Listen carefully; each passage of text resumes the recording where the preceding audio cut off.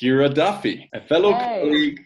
Welcome on the channel. And Thank you. absolutely, thank you. Thank you so much for taking the time. Thanks for having me. Acting channels on YouTube, they kind of feel the same way for the majority, for the vast majority. It's like, hey, you have very, upgoing, straightforward going, people talking about beautiful, and you have to do this, you have to get headshots, and not a lot are talking about the craft, like essentially what the craft is actually about. They're giving some great business advice, some great, tips on how you can survive and the struggle, whatever. But like, I would, love to see more channels like yours, like talking about the craft and the beauty of giving and what power acting actually, has. And so, absolutely welcome. Thank you. That's interesting you say talking about the struggle, because it's such a synonymous word with acting, like the struggling actor. Yes. And I guess I've kind of everything about just talking about business and headshots and all of that stuff. I guess for me, that's something that kind of comes with the career path, but it's not the inception, the kind of like reason why you get started or hooked on something. And I think from my experience, I could find that all kind of being quite a bit intimidating when I was younger and quite formal. So it's nice to kind of leave that to one side and just talk about, the fun and the craft of it, like you said.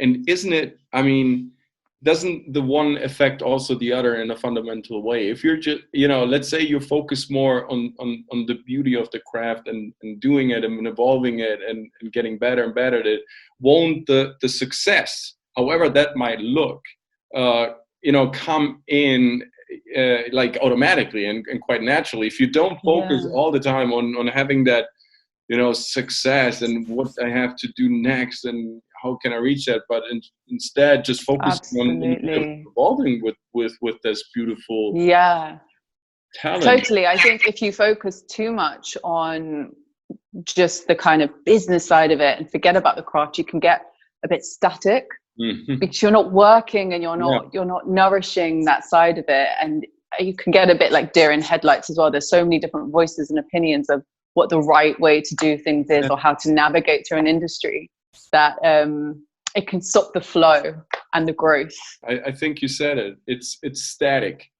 And at the same time, you have this other word, struggle. So the problem is that people are too static.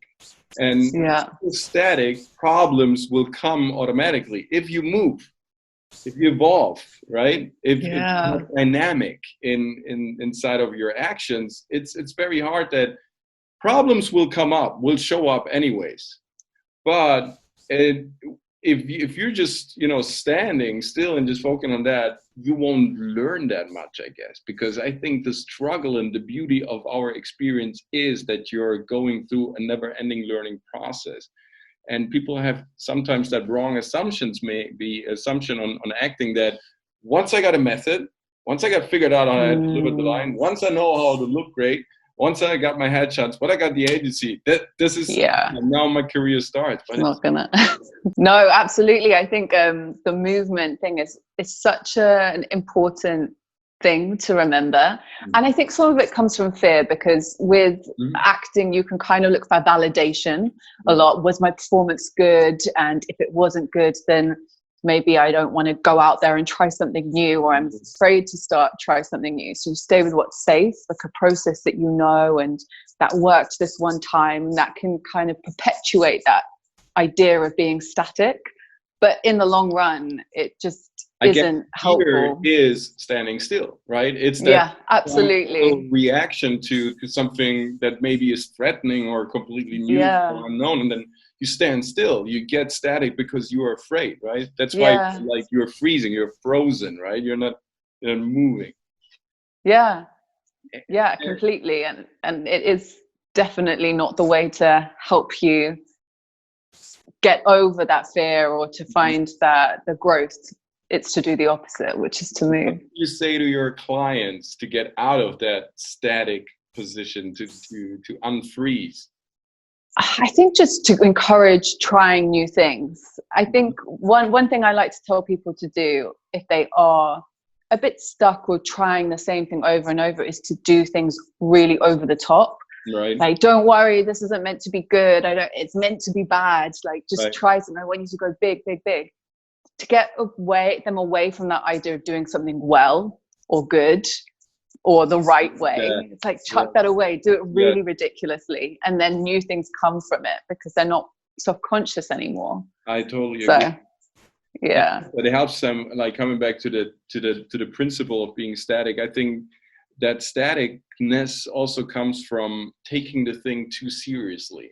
Like, you're so afraid, you're so stiff and so severe. No, it's you know, because you're taking yourself too seriously. That's why you overprotect your character, your role that you have to interpret, right? You just don't let him do crazy things or, you know, unmoral things or unethical things. But that's the fun about acting. So I think that's a very good piece of advice. How did you get to acting? How did it all start? And when did it start with, okay, now I'm coaching people? Because one thing is to do it for yourself. But I experienced that in a way, coaching is also about suppressing your ego a little bit and to help somebody else. It's kind of a courageous move. So how both things developed in your life? Acting, I think, was something I'd always enjoyed. As I was younger, I did a lot of music and a lot of activities in general as a kid. And acting was one of the things that I didn't really have lessons on. So I think that made it feel like mine, you know, like, oh, I chose to do it. So I always enjoyed it, but it wasn't until I was early 20s, just finished uni, that I really realized that you can try and do this as a career, try and do this full time. And I guess it came at that time because I left uni and I was like, I don't know what I'm doing. I didn't really have a clear career path from my degree at all. So it was then that I really decided to do it and decided to tell people that I wanted to be an actor. That would have been my next question. How was your environment reacting to that kind of harsh decision, right? It's kind of a... Yeah, I've been, what's the word, encouraged to do creative things by my parents. So that was, I think there was a happiness about that. But I was still, I guess the ego was there in terms of being embarrassed of trying something that I didn't think other people thought I might be good at, or should I be doing this, or they didn't think of me in that way. So I was definitely worried, but it was more of an inner hurdle. I found once I said it out loud, people were really supportive, and people aren't that bothered about what you're doing anyway. You know, they've got their own thing going on. So I was lucky. Yeah. Well, once you say it out loud, it kind of establishes the whole. And then, like, what was the shift to also add the coaching experience to this wacky idea of living as an actor? I think I loved studying it at drama school so much. I loved learning about the craft, and once I finished being in that environment, I definitely had let that slide. And so the coaching for me was absolutely, like you said, a really nice way to engage with people and pass on what you've learned. But it was also such a positive thing, which I guess wasn't a reason why I went into teaching it, but has been an amazing side effect, is that it's completely reignited my connection with the craft of it again. This learning environment. Sorry, did you find the same thing when you started coaching? Absolutely. I just wanted to jump in there because I realized it was like a renaissance, like getting back to some basics, also to some fundamentals, kind of reliving that situation. How is it when you're learning a monologue maybe for the very first time, and how is it when it's like, oh, going through all these experiences again also helped me kind of realizing, okay, my flaws and my mistakes that I have today, or certain things that I take totally for granted, I could like revisit, re-enlighten in terms of the craft, is like, oh, this I could do more precise. Look how great this guy is, or how she is like delivering it. That's a great idea. So I always say it's a loop of energy. Like coaching, that's lovely. Yeah. Something, but you receive a lot. Actually, I'm not quite sure if we are not, receivers that actually give. Yeah. Certain situations, it's a crazy, beautiful experience. So I can share that absolutely. And from that point on, maybe you thought, okay, opening up a YouTube channel and giving this type of beautiful service also to the community could be like a good idea, right? Absolutely. I think that was really from the idea of learning. I wanted to surround myself with the stuff that I loved and share that. And it's also a great tool to make me accountable for my own learning and make sure that I keep on it and keep discovering new things, because now I have a channel to share things with. So it's to share, but it's also like that loop you said, it feeds back to me as well. And it makes my world all about learning. It's really fun. And something else that I think I discovered with the teaching is when you were saying looking back on things and rediscovering things, is trying to find a way to word things that it's understandable to other people. So, if you intuitively understand an idea, or you just think you got something when you were studying acting, but trying to kind of unpick it, and what is that? How does that really work? So I can share that information. So that's an interesting process. Crazy. Sometimes it's driving me nuts. Like, okay, I have to unpack everything that I took for granted, that I knew works and that I knew work. So now I have to kind of revisit and rediscover certain things and kind of express them maybe for the very first time.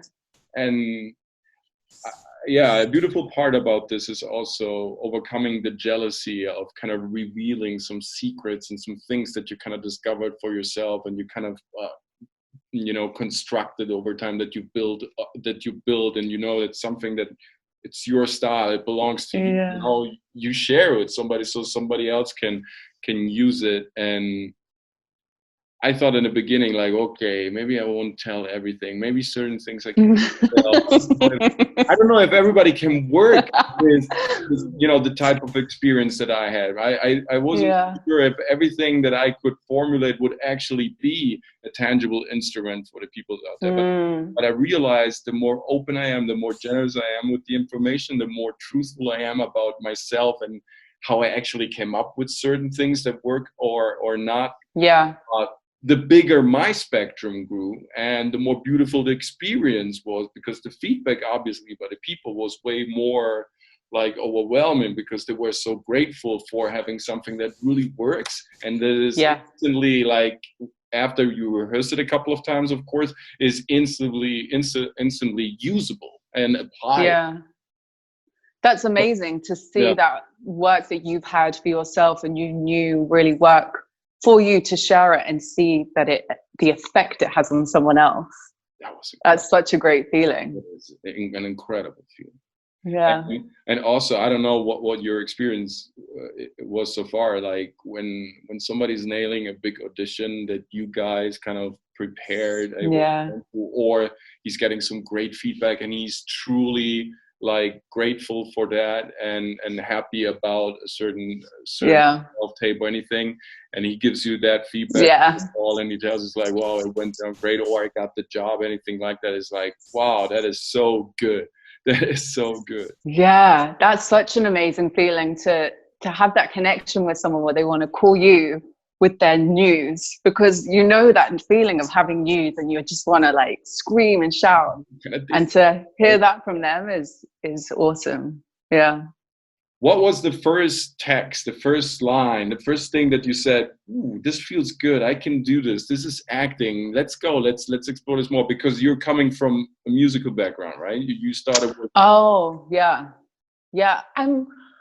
I think because I did it for fun. I didn't have any particular lessons until I think just before I was trying for drama school, but I'd done things like theatre group and stuff a little bit, and I think I just had a click with it, when you feel like, oh, I can connect, I can let go with this. And I think out of everything I did performing wise, it was the thing I felt least self-conscious with. Yes. I was very, very tight with music because I did exams, and I felt like there was a right way to do things, and I was surrounded by very talented people, and I didn't feel that pressure with acting. So I found it much more liberating. And with the nerves, I could find quite quickly, if I was on a stage, I'd get over it. And I think it's to do with, there's something that your attention is always on. When you're acting, it's always on another person or an object or what's happening. Whereas with other things, I was like, oh no, my attention's on me when I was playing music, which was obviously just a mental block. It didn't have to be that way. No, but for acting, that switch really helped. You have to realize, wait, my body, my brain is telling me something here. So maybe I go down that path and maybe I follow that route. Because this is maybe where my greatness actually lies. You know, not everything we want is actually good for us, or we're not meant for all the things that we kind of like and appreciate. Sometimes it comes from a totally different angle. And that's why it is so powerful, because like I said, it's no pressure at a certain point. Yeah. And because you weren't forced, there was no structure. So it's very organic. Is that also a type of advice that you would give, like maybe to a newbie or somebody who's restarting and rebooting his career, like coming back to like no judgment, no pressure, just deliver, look for the impulses, I guess? Yeah, that's a really good thing to point out. And I don't think I'd necessarily relayed that personal experience to a larger group, but I think that, that is good advice, really. I think adding on pressure and thinking there is a particular way to do things, it can be helpful to know in terms of developing craft, but you have to be able to let it go and have that sense of play, that sense of fun. It's so important to enjoying the whole process and to growing and allowing yourself to try new things and mess around. Otherwise you get back to that static thing again. To this big fearful process that kind of a little bit. I had this experience with some clients that came from a method background that I absolutely admire. I mean, I love sometimes how these type of techniques can, that's a very powerful armor right there. And if you got your gears ready, it has a lot of impact. But sometimes I just had that feeling, and they replied that was true. They kind of certified that it kind of freezes down a little bit the whole passionate process about it. Wouldn't say over technically, but sometimes it's over intellectualized, I guess. Sometimes. Yeah, that's really interesting. Yeah, I think it's really interesting. Different types of methods and ways to get into acting. I think over here we're very intellectualized. The way we approach it's very intellectual. It's very psychological. It's all about the brain first. Of course, yes. Yeah, absolutely. And then in other cultures it's much more, let's start with the body and the movement, and that's the way to feed in. So it's interesting knowing the way that you do it yourself, and sometimes saying, hey, let me try something completely different. Yes. Because just to unbound yourself again, to get that freedom again. I'm curious because I'm an immigrant, right? So I'm from Sicily, and I'm living, and I was raised in Germany. So I got the Italian passion, but my delivery in terms of acting has to be a little bit more controlled, let's say it that way, and a little bit more boiled down in, compared to what I would probably do in Italy when I'm standing in front of the camera. That's so interesting. So how is it in Great Britain? Would you say, I mean, like do you watch any German series, or do you have any idea of like German actors? Can you tell any difference, or what? I actually don't have much knowledge in German acting, I'm afraid. Sorry. Me neither. I'm sorry. No, I don't know the difference. I think English acting, it's interesting. When I was at drama school, we had students from different cultures and different backgrounds, different countries. Where was drama school? Just give us that. Central School of Speech and Drama. And it was really interesting, the different kind of, what's the word, like routine, or the things that we'd fall into based on which country we were from, which was super interesting. All the English people, myself included, it was, you need to let go. You really need to let go. So I think maybe that might be an English thing, is to be a bit more held, or a bit more bound, or a bit more overthinking it, rather than letting the passion come first. So maybe it's similar with Germany and your German-Italian experience. I guess it's pretty similar. I mean, Anglo-Saxon and German, they're also related to each other through bloodline. So I guess it's kind of a similar way of behavior, even though I love the British humor way more than the British, but that is just absolutely excellent. What you guys are is, absolutely. And I mean, there has been like a plethora of excellent, outstanding British actors and actresses that really have shaped like styles and whole generations of actors all over the world, because they have been so iconic with their performances. Like, it is incredible. So there is something about, you know, that British way of understanding the character. I guess that comes also from having Shakespeare. I think, that is a big influence. More so in the theatre landscape than the film landscape. But that, if you're thinking of theatre, the RP accent that used to, you know, be so prolific, and rep theatre, that kind of image of that booming voice, and I love all of that, to be honest. But I love loads of different styles. But I think maybe that is part of the less flowing, less loose aspect of it, is that technicality that maybe we've just been used to hearing. But you know what? That is so. I think it's simply a very good mixture. You have that technicality, and you have that regime, and then at the same hand, you have that beauty and that rhythm and that harmony of the Shakespearean texts and poems and poetry, and of course Bacon and all the other greats. But I mean, of course, let's face it. I mean, Shakespeare it is absolutely, and that kind of how it intertwines and works together is kind of fascinating, because it has something very passionate and something almost Latin in a way, like in a way it expresses and wants and has hate and jealousy and all that, and love and despair, and but delivered with such an architecture. Quite amazing. That's so beautifully put. It's true that it's such heightened emotions and storylines that are happening, and, you know, using the weather and things like that to feed these characters, but so beautifully articulated on top of it all. So it's a good mixture. What like, let's say you got to climb for the very first time, he struggles, he can't really find his position, he has kind of lost focus maybe. What is like initially, how do you approach? What is your first advice?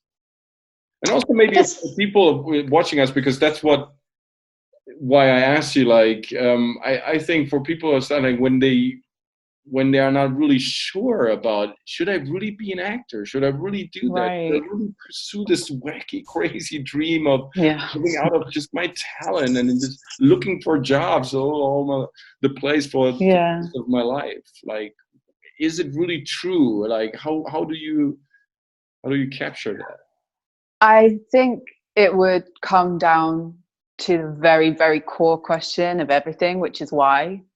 Why are you doing this? Why do you want to be an actor? Let's sit down and really think about why. Not what you want from it, not what you want other people to say, but why are you doing it? Make it really personal.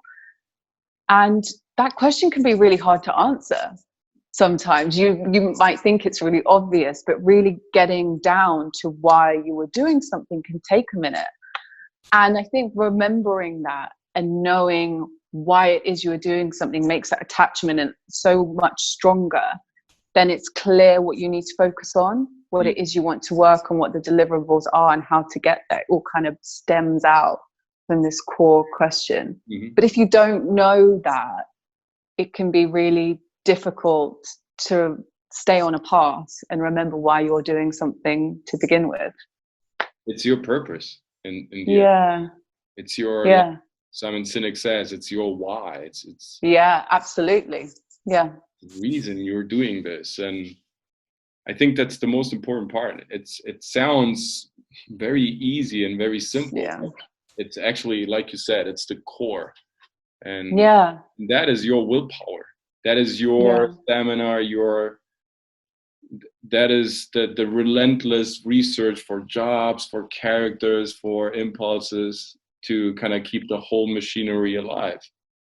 The funny thing about it is as well, when you were breaking down a character as actors, you always ask why about the character. Why are they doing this?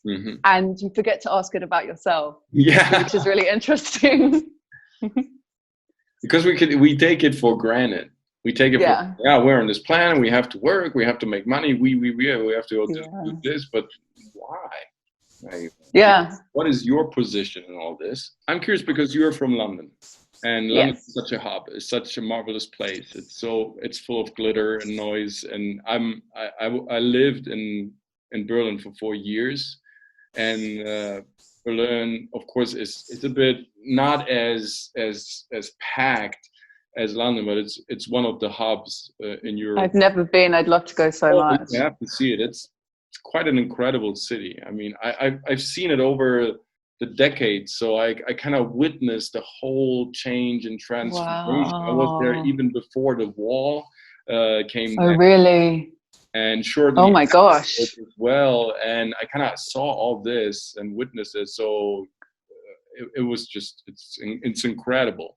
But living there and making it as an actor was something completely else. Like observing it from far was great, but then doing it was it was difficult. I couldn't really find my roots. I couldn't really find my pocket there. I couldn't really find the right people to connect with and kind of work on different projects for a long time. And there are a lot of artists. It's great to be there and very interesting projects, but everything is very loose. And I'm a very loose person too. I'm very airy, right? I'm a dreamer and I'm always kind of visualizing new things. So it wasn't the right place for me. I need more grounding as a counterbalance to make my let's say potential really work and get a grip on things so I can really monetize.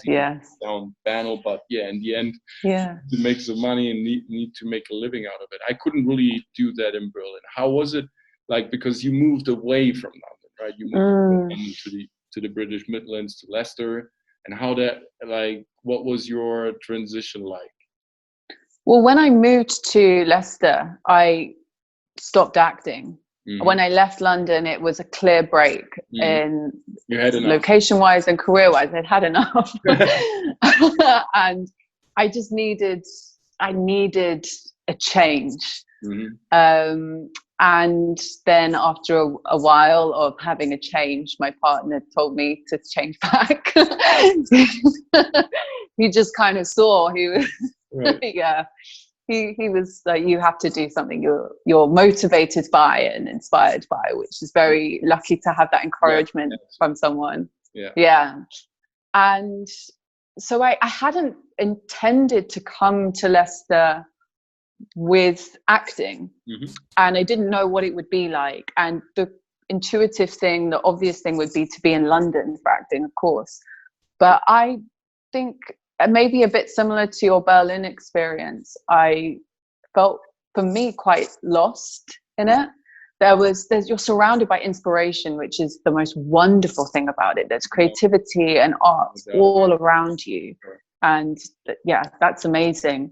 And as an actor, I felt a little bit overwhelmed, or I didn't know how to reach out to people, just from lack of confidence, I think, of how do I get there? Everything felt a bit separate.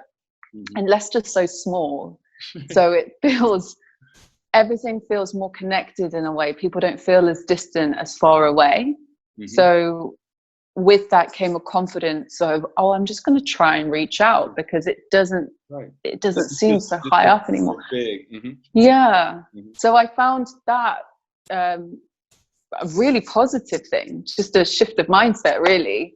It's just reaching out to people, and people are really nice and helpful. And amazing. I love that. Yeah, so that's been a really positive thing, and I think quite a good thing of not being in a larger city. Perhaps, you know, it's easier to talk to people, or someone will know someone who will know someone, and also you're distracted. Like in smaller realities, it's way. I'm a person. I get distracted very easily. You can send me like buy croissants, and I come back like two hours later because I found something amazing, right? So in smaller cities and smaller communities, you keep maybe the focus is a bit sharper because you get less distracted. There's less pollution, less noise, less people, blah, blah, blah. You're absolutely right. That's been a huge factor into changed experience here, is there is just less distraction. Mm-hmm. So just focus a lot more, and it's so easy to get distracted in a big city for me. No. So it's not focus harder, it's eliminate the distraction, basically. In a way. I think knowing yourself a bit better, what does distract you, and it's okay, but just facing up to it and say, okay, well, I'm going to try and cultivate an environment where that isn't an issue anymore. And now, how are you working as an actress? What can you do in a smaller town and where there's, of course, also less opportunity, less distraction? Less opportunity. I think with finding that sense of community and meeting people and reaching out to people and trying to create new work, trying to get projects off the ground. One of the nice things I think I found about being here and meeting people is because people haven't necessarily gone through the formal way of doing things.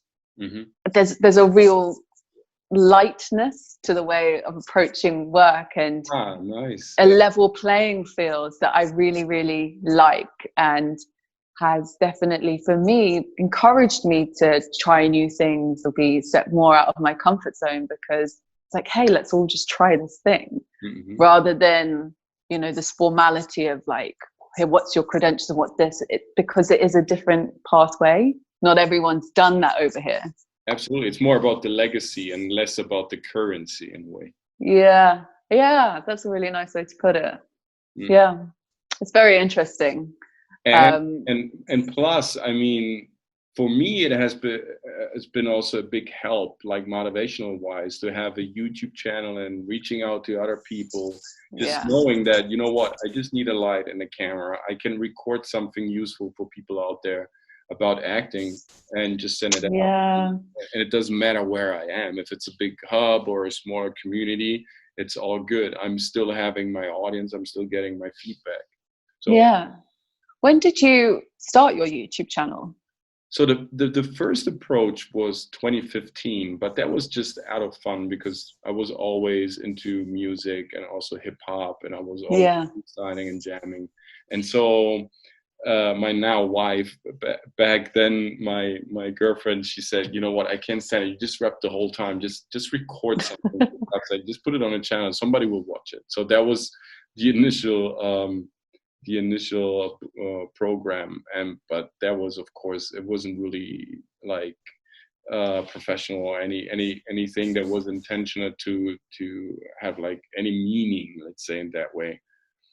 And then when we started coaching 8 years ago, it started, and then we started realizing that by doing all these self-tapes, by doing all these sessions online with people via Skype and chatting, and like, this could be a very good resource for our clients, for maybe future clients and other actors out there, like, you know, having sort of an audiovisual library about what you are teaching and what your method, if you can call it, what it is all about. And also, like, because we had clients calling back for the very, you know, same advice a couple of times, like, what was that again? Just tell me what you did on that. And it's like, you know what, let's put it out there. And then we started like 2.5 years ago, 2 years ago, we started doing this a bit more thoroughly, a bit more professionally. And it started with the acting tips. And then, of course, acting is about technical stuff, but acting is also about a lot of spiritual stuff, about a lot of unconscious stuff that you can't really put into words. And on drama school, you learn about Tai Chi, you learn about meditation, you learn about fencing, you learn about music, you learn about body. So we thought we have to give more than just the technical stuff. We have to give them also some substantial, spiritual, kind of consistent advice and some instruments there. So we started with the meditation. We started with these active guided meditation playlists. In a way, it's sense work, and in a way it's relaxing and just focusing on what your character, on what you want to do. And then, of course, I was always into drawing, so we added that in the end. But yeah, it's a beautiful process. Like it's crazy how even on a small level, how accomplishing it can feel when people are getting back to you, or sometimes meeting you. It's like, hey, I saw your channel, it's very good advice, it really helped me, I really learned something. It's marvelous. I've definitely been inspired by checking out your channel, just seeing the variety of content on there and the creativity on it. Absolutely, it's been amazing. And I've been like, oh, you know what, maybe I can venture out and put other things up there as well. So I think it's awesome. I've really enjoyed watching the videos on there. Yeah, absolutely. I mean, put your music in, put all this stuff in. You got so much to give. And like I said, the first time when I met you, like you really have something that's called spark that is not technical. You know, a lot of people they're very technical about their delivery, about what they're saying, and by all means, if it works for them and it works for their audience, and they're giving out, let's face it, some very good chunks of useful stuff, no doubt about it. But passion and spark, you know, that is the magic that lights up the place. You know, ultimately, it also is what sets you apart from your competitors. And when you see somebody who's delivering the same lines with the same volume, with the same intensity, but on top of that, he has something that is so genuine about him, that is so true and kind of, you know, makes you wonder. Like, because we talked about the questions, like, why am I here? What is my purpose? Why am I starting a character? Why am I starting this play? And in the end, I think the audience likes to be baffled. The audience likes to be surprised. The audience likes questions way more than it likes answers. Yeah, that's really interesting. Something that Joker. Right? Yeah, I'm sorry. Yeah, if you think about the Joker, you know, it's just a character that makes you wonder the whole time what's going on with him. You're asking a lot of questions throughout the whole movie. It's like, what? So yeah, such a brilliant character, the Joker. So many lives the Joker's had, and all of them just amazing. I was going to say that something that reminds me of is a thing that I think is very liberating to actors, and what I teach to people is to look for the complexity within their characters. Because I think when you oversimplify things and maybe hand an answer on a platter, it becomes really blocking as well, because life isn't simple and it isn't that easy. It's complex. There are loads of questions. So look for that. Hello? Oh, you're back. Yes. You were talking about the complexity, and yeah, I think it's a really liberating thing if you find the complexity within the person you're playing. It's so much easier to relate to them. It's so much easier to empathize. You might not sympathize with them, but you say, oh, this is a person that has angst, like what we all do. And that's how you can create believable characters. That's where you find the truth, is in the complexities. How does it come that people are, you know, they're always taking the path of least resistance, even though they know that what you're saying is absolutely true? Because once you ask specific questions, you get to the bottom of things. And if you're just satisfied with the surface of things, you're not really getting any traction out of your character. So why is it like that people are so easily satisfied with, oh, you know what, this works, okay. I don't know, maybe it's from not being aware of how much they could get out from it, their own potential. Yeah. Thinking, oh, that's fine, that never feels reached okay. that kind of pinnacle, so they don't know, like, I'm able to perform way better, actually. Exactly. Yeah, if you think it's a good presentation, it's surface level, it's different from feeling that connection and that wave you get when something feels like it's living and breathing in that moment. And I think it might come from not having access to that and not knowing that they've got all that well deep within them, just waiting to be discovered. Very powerful. Yeah. Surely it is one of the reasons. One of the other reasons, I believe, is that, like we said, people are very distracted. And distraction comes from that instant validation that is nowadays available, right? With your thumb and a small device, you get instant gratification. You're so easily satisfied if you want. So, why putting in all that work? Why sweating so much? I can have that so easily, and people are distracted about that temptation. They don't realize that even behind an Instagram account, there's a lot of work. So much work.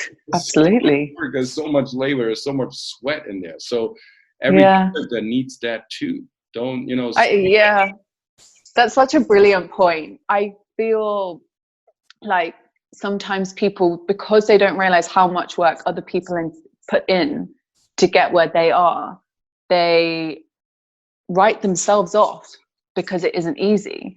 Oh, well, why is this so hard? Why am I having to work so hard at it? I must not be good at it.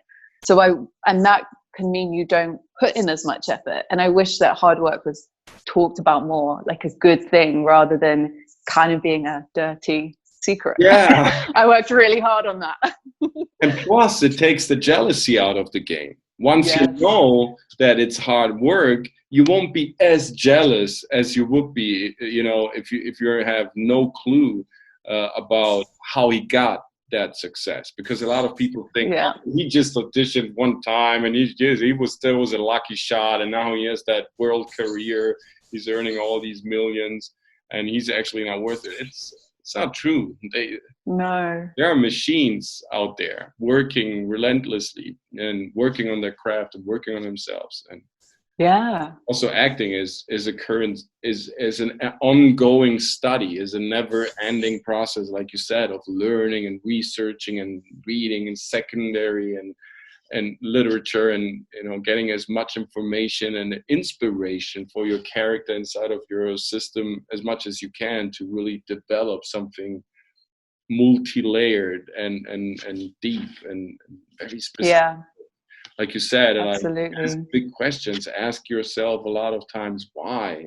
Be very specific and very detailed about the questions of your character, and you will explore way more things. And it's a paradox, because maybe also, besides all the reasons that we call for not doing that, one reason could also be that people are not aware of the fact that actually heightens your character and makes it easier to interpret character, and makes it loftier and not more severe, not harder, and not stiffer. It's actually way more liberating. As more things the easier it gets to interpret it. It's a balance, I think, of finding that fine line of doing all of the work and focusing on the attention, and then being able to let it go and just believe that it's within you. Absolutely. Once you got it figured out, you can let it go. You don't drop it. Anything of that. Because that, again, I think is one of the things that sometimes stands. I mean, everybody has his own, things and inconsistencies, but I observe that mostly with method acting, that they're sometimes too perceptionized about how the character should develop, because they're still holding on to that process, even though they are performing. What you're doing it, you have to let it go. Just let it go. You got it inside of yourself. You got it internalized already. Trust yourself about that. It's like I always make this example that most pianists, most great, musicians, once they go to the concerto, they don't take their note sheet with them anymore. They just look at it maybe before the concert, and then even though it's like 30,000 of notes that you have to play, they just do it out of memory because they trust themselves so much. They internalized every sequence, everything that they need to play. So just, and then sometimes there is a slight slip up or a little mistake. So what? Yeah, it's human. That's beautiful. It's the way how you handle the slip up, not if it happens. It's how you get around it and how you can maximize maybe its effect and use it in your own favor. Not that you're not worrying yourself like method. Absolutely. Oh no, it's off. And if you don't let it go when that mistake happens and you're doing a live performance, you won't know how to fix it because it's not lined up with everything that you had planned, and you're too stuck in your head. Whereas if you have let it go and you're really, all your attention is on what's happening and you're really engaged, it's so easy to overcome those obstacles and they become really fun. And they're often the really like sparkling moments in a show. I don't know what your experience was so far, but these things that you thought of yourself would be your inconsistencies and your problems and your flaws. These things will actually develop to be your most powerful weapons. They become something absolutely unique about you. Because once you kind of, embrace them and you welcome them into your system instead of like excluding them, like, no, right? And once you worked on them, you worked so much more on those things that you call flaws and inconsistencies than on the things that you own naturally, that those will actually become that super weapon, which shows again that practice. This relentless practice. Singers practice, guitar players have to practice. Practice. It's so true. And I think with music, it's more accepted that practice is part of being a musician, and with acting people forget that it's practice. Like, once they get out of drama school, I also kind of observe that a lot. It's like, no, I'm an actor.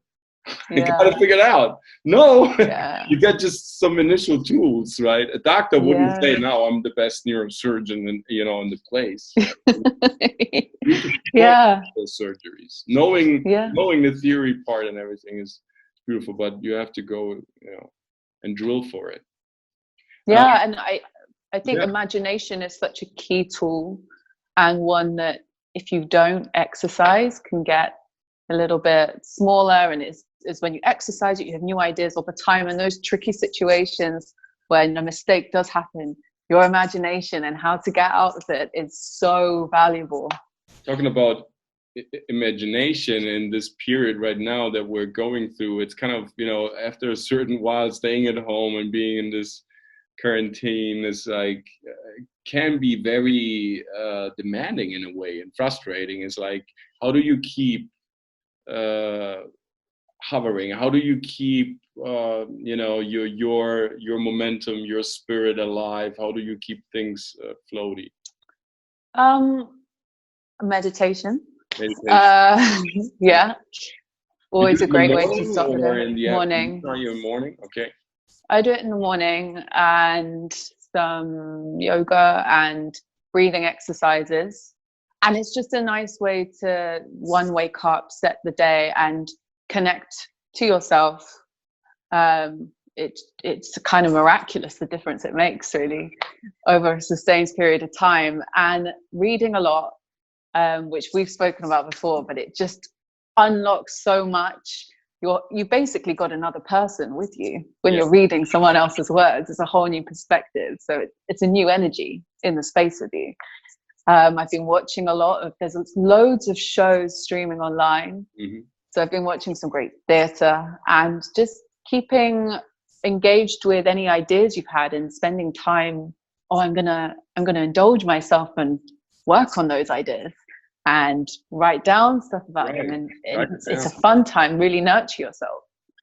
Because I also think that in a way, this natural this condition that we're in naturally will maybe, you know, it kind of cleans up the market. And I'd say it in a very rude way, because a lot of people maybe will jump off the boat and say, you know what, that's the ultimate sign. I'm done for now. So whoever's investing right now in being the first on when everything starts, instead of just, you know, kind of reacting to it, like acting in it, like instead of just, God, no, what happens, and you are just affected by it. No, you're counter affecting it by saying, this is perfect. Thank you for this, you know, for this opportunity that I can invest in myself, because otherwise I would have to kind of work and hustle and struggle out there. Now I can stay home and focus on how I want to start first whenever the doors are open again. Yeah, absolutely. And obviously everyone's in a different situation, and it's hit some people pretty hard in terms of finances and stuff like that, which obviously takes up a lot of mental space. But I think something you touched on there made me think about that negativity versus positivity outlook. And if you want to see something, if you want to take control of the situation, say, I have a choice in how I'm going to behave in this time that I have, it's so much more powerful, and it allows you to create more and feel better. The days fly much more faster when you take control over your time. Absolutely. When you approach your character for the very first time, you have two possibilities. You can make two choices, whether you go for the love or whether you go for the fear. Is your character acting out of fear and jealousy and envy, and does he manipulate and try to control the situation, or is he acting out of love? Is he generously embracing the situation and acting of being a part of it and exploring it, and whatever happens to the character, kind of defending the ways of the character? And I think the same thing is true for our current situation. Are you approaching it with love or fear? Yeah, absolutely. Have you found any interesting ways to, obviously you're busy now, but were you finding any interesting ways to keep the days flowing by? We're always busy. We're always busy. It's actually, it hasn't been that much of a change. We just need to go to restaurants sometimes, and we are foodies, so we love to go out and go for dinner. But otherwise, we're at home a lot because we work online. We have a lot of students. We have a lot of clients. We shoot videos for YouTube. We have different projects, artistic projects. So we work a lot, but this has been great so far that we had more time for the things. We could sleep a little bit more and think about how, you know, to do some videos, or how to work with a certain client, or how to prepare a certain self in a bit more thorough way. So that was beautiful. Kind of gave us also some air back into our lungs. It's definitely helped us to recover a little bit, because, you know, last years have been pretty crazy. But honestly, I think crisis, problems have always been and will always be part of the evolution of mankind and of this planet. And always, maybe because I'm from an island, we are optimistically by DNA, by reason. It's like, it's always going to be something. And the most important part is that you are all right with yourself, that you are doing good stuff, that you have a good conscience about your actions, about how you invest in yourself. And of course, you can change everything, but you can change definitely the way how do you react to things, and how you kind of, you know, what kind of perception you want to have on things. Like you said, love or fear. So that kind of drove us the last couple of weeks. But now, luckily, we're back on set, so that's definitely something good, because I just love the people. I just love being on set and shooting with great people. But after 5 weeks, it was like it was still like, okay, it's good to see you. It's really good to see you. We see different faces. Beautiful, friendly faces, and behind a mask. But then again, it's good to have those people, because they're truly what this is all about. Like, just wanted to ask you, Like, are you planning to go back to London? You want to stay in Leicester, do more videos there? What's your long-term goal? What do you want to do? It's a good question. Perhaps long-term, eventually to London. Mm-hmm. It's not on the radar for the immediate future at all. Well, the goal really is to be able to live remotely, work remotely, and travel, and see arts in different cultures, mm-hmm. and learn more in that way. And then maybe after that, back to London. But we're not, at the minute, it's kind of up in the air. The main thing is focusing on, I guess, cultivating a life where we can move around a bit. That's beautiful. And if you're a girl in Leicester and you're 16 years old and you have this crazy dream about becoming an actress, and besides taking lessons from KEIRA Duffy and of course following her channel, what would your first advice be? To always have fun. Mm-hmm. To always remember why you're doing it, and it is about playing, and you're doing it ultimately to feed yourself and have a good time. Always remember that. That's great. I mean, simple. Have fun. It's fun to be someone else. It's great to interpret someone else, right? Don't leave it just with the words. Put everything you got in there. Just think about your costume. Think about your expressions. Think about where you're coming from, your background, and create the craziest, most specific and complicated, wacky, insane character that you eventually can come up with, and have fun doing all these facets. And then, of course, just play with it. And then when you realize it's getting serious, then maybe boil it down to the point where it has control and traction, because power and passion is superb and it's very important. But if you don't have an effective control, if there isn't like a real gear that you can place in to shift the intensities, to kind of control the actions and direct it to control, then it's kind of ephemeral sometimes. It's kind of volatile, which is okay to look at, but